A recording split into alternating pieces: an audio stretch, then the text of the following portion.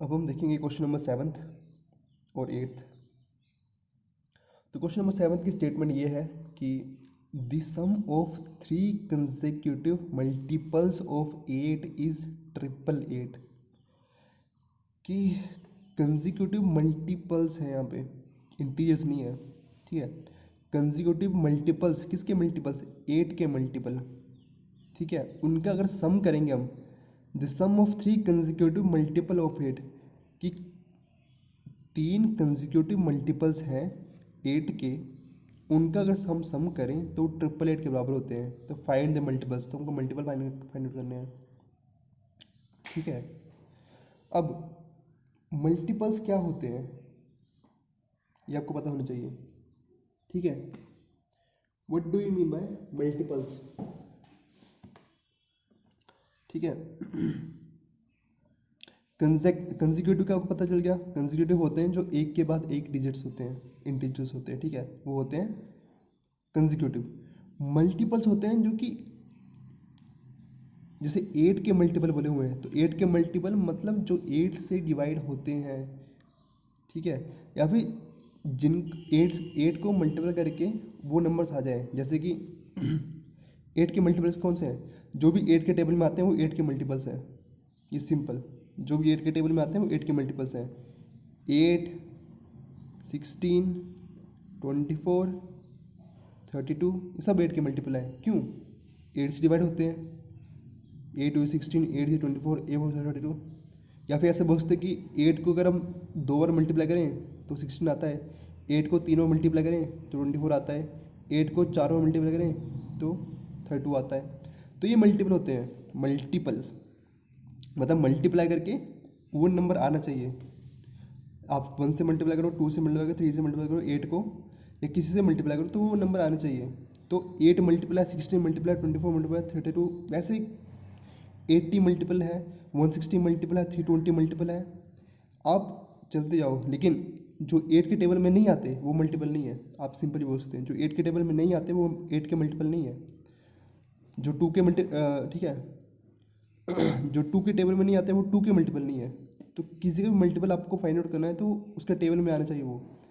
जैसे कि 8 है, 10, 8 के टेबल में 10 नहीं आता तो 10 मल्टीपल नहीं है 8 का। 20 8 का मल्टीपल नहीं है। 15 8 का मल्टीपल नहीं है क्योंकि टेबल में नहीं आता, ठीक है। तो ये होते हैं मल्टीपल्स जो टेबल में आते हैं, या फिर 8 को मल्टीप्लाई करके वो डिजिट आना चाहिए, ठीक है। तो लेट 3 कंसेक्यूटिव, अब 3 कंसेक्यूटिव मल्टीपल ऑफ 8 निकालने हैं हमको। तो पहले मान लेंगे let 3 consecutive multiple of 8 be 8x, 8x plus 1 और 8x प्लस 2, ठीक है। ये समझ आए आपको? 8 से मल्टीप्लाई होना चाहिए कोई नंबर, तभी 8 का मल्टीपल आएगा वो। x कुछ भी हो सकता है, x1 हो सकता है तो x1 होगा तो 8 का मल्टीपल 8 हो जाएगा, x2 होगा तो 8 का मल्टीपल 16 हो जाएगा, x3 होगा तो 8 का मल्टीपल 24 हो जाएगा। लेकिन सब मल्टीपल हैं, ठीक है। तो 8 के मल्टीपल के लिए हमको 8 से मल्टीप्लाई करना पड़ेगा किसी भी नंबर को, तब 8 का मल्टीपल आता है वो। किसी भी नंबर को 8 से मल्टीप्लाई करोगे तो 8 का मल्टीपल आ जाएगा वो, ठीक है। तो पहला 8 का मल्टीपल हमने मान लिया 8x, 8 तो होना चाहिए और x हमने मान लिया, ठीक है। अब कंसेक्यूटिव पूछा हुआ है। कंसेक्यूटिव पता है आपको? कंसेक्यूटिव क्या होता है? जो आगे होता है। तो 8x एक मल्टीपल है तो दूसरा x मल्टीपल कितना हो जाएगा? 8x plus 1। तीसरा मल्टीपल कितना हो जाएगा?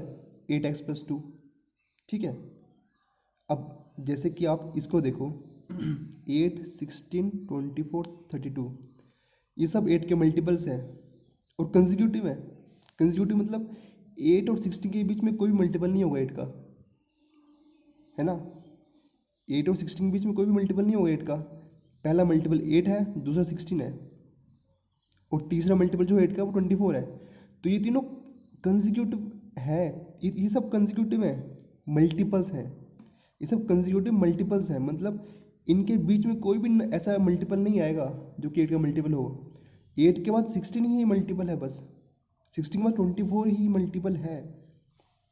तो अगर मैं आपको ऐसे लिख के दूँ 8x, ठीक है, 8x प्लस 1, 8x+2। ठीक है, अब अगर मैं x की वैल्यू डाल दूँ 1 तो 8 × 1 = 8 आ गया 8 और x की वैल्यू 1 है 8 1 + 1 2 8 2 = 16 x की वैल्यू 1 में 8 × 3 24 आ गए ना कंसेक्यूटिव मल्टीपल्स। तो कंसेक्यूटिव मल्टीपल निकालने के लिए हमको 8 से तो मल्टीप्लाई करना पड़ेगा, लेकिन अंदर जो वैल्यू होगी वो x+1 और x+2 होगी, तब वो कंसेक्यूटिव आएंगे। इसलिए हमने लिखा तीनों को कंसेक्यूटिव। ये तीन है कंसेक्यूटिव मल्टीपल ऑफ 8।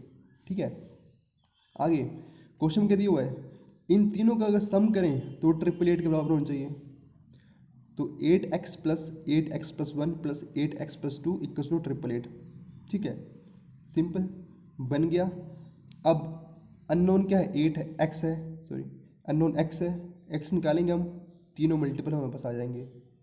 ठीक है, x चाहिए हमको, इसमें क्या x आ जाएगा तो ये वैल्यू पता नहीं चल जाएगी हमको, x आ जाएगा तो ये वैल्यू पता चल जाएगी हमको, x आ जाएगा तो ये वैल्यू पता चल जाएगी हमको।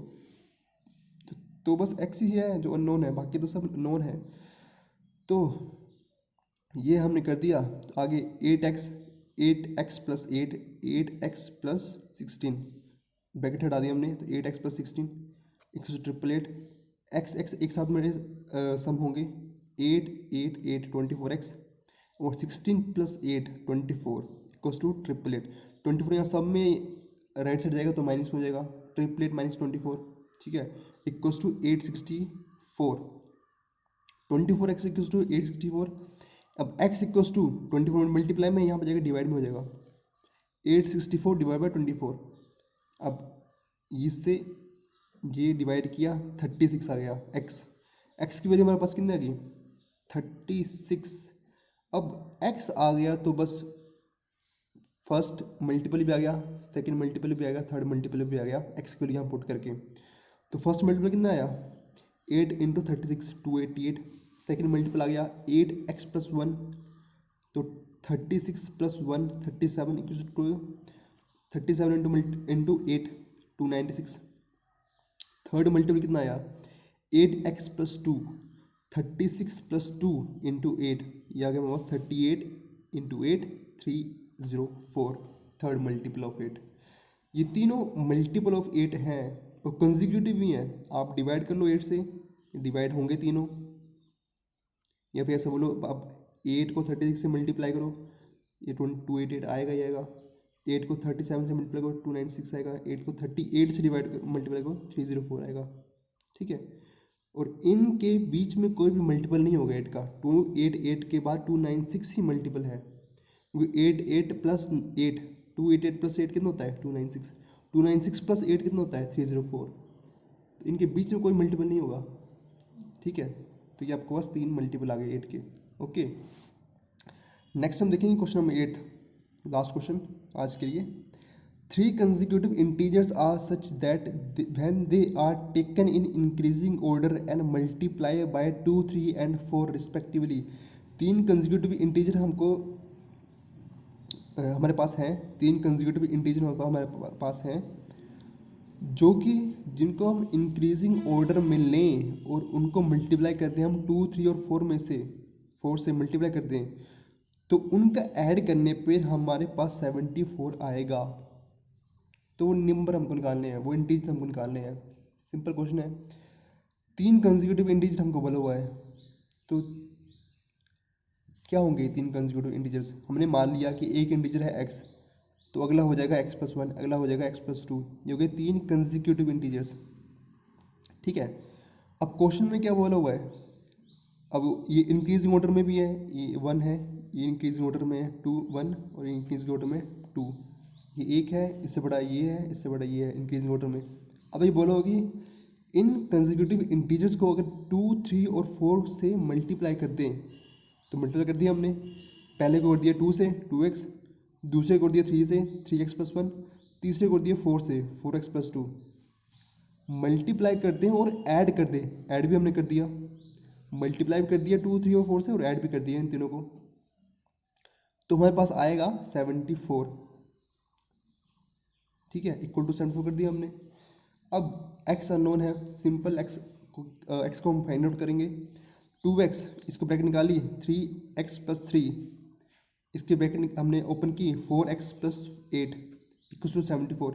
एक्स की टर्म्स को साथ में सम करेंगे, 4x plus 3x 7x plus 2x 9x, और नॉन एक्स की टर्म्स को एक साथ हम सम करेंगे, 3 plus 8 plus 3 9 sorry 8 plus 3 11। So 9x plus 11 equals to 74 आ गया। 11 यहाँ पॉजिटिव में प्लस में, यहाँ पर जाएगा माइनस में हो जाएगा, 74 minus 11 equal to 63। 9x equal to 63 आ गया हमारे पास। और x क्या हो गया, x इक्वल्स टू 63 बाई 9, तो 9 7 जा 63, 7 आ गया हमारे पास x हमारे पास आ गया। अगर तो तीनों इंटीजर्स निकालना बहुत आसान है। तीन इंटीजर्स क्या हो जाएंगे, 7, x की वैल्यू 7 यहाँ पुट करेंगे, 7 आ गया फर्स्ट। सेकंड क्या होगा, 7 प्लस 1 8, और थर्ड क्या होगा 7 प्लस 2 9। तो ये 7 8 और 9 हमारे पास तीन कंजिक्यूटिव इंटीजर्स आ गए। और ऐसे सिंपल क्वेश्चन है ये, बाकी क्वेश्चन सिंपल थे, बस आपको जो इनकी स्टेटमेंट है वो स्टेटमेंट आपको अच्छे से पढ़नी है और ये सोचना है कि क्वेश्चन क्या बोल रहा है। बाकी सब सेम ही है, कंजिक्यूटिव ही है। कंजिक्यूटिव मतलब होता है एक के बाद एक, मल्टीपल बोला होगा तो एक के बाद एक मल्टीपल, ठीक है। इंटीजर्स बोला होगा तो एक के बाद का एक इंटीजर, बस।